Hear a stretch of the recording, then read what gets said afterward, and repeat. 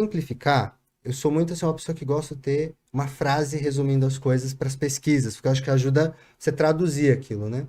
A pergunta de pesquisa que eu faço, que é a minha agenda de pesquisa, e dentro dela eu faço perguntinhas menores, é a seguinte: o que acontece quando a desinformação, as fake news, Uhum. elas saem das redes sociais e afetam as nossas vidas?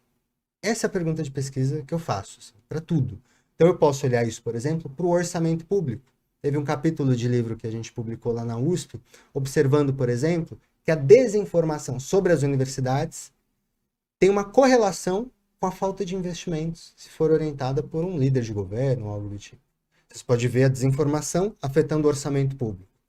Tem um outro estudo muito grave, em que foi mapeado, a gente mapeou, como a desinformação sobre a cloroquina, ivermectina e todo o tratamento precoce que a gente viu na pandemia virou orientação de políticas públicas, de governo.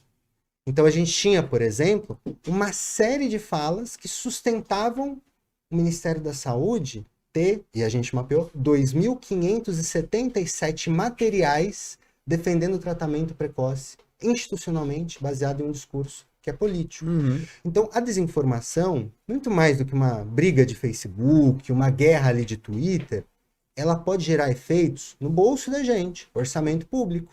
Ela pode gerar efeitos na vida das pessoas. Um dado que eu sempre trago: a desinformação sobre a cloroquina, por exemplo, então você fica falando, tem que tomar cloroquina, aumentou o consumo das pessoas no país, certo? Óbvio. 22% da população brasileira disse que durante a pandemia usou algum tratamento chamado off-label, ou seja, sem embasamento científico. Sabe qual foi o resultado disso?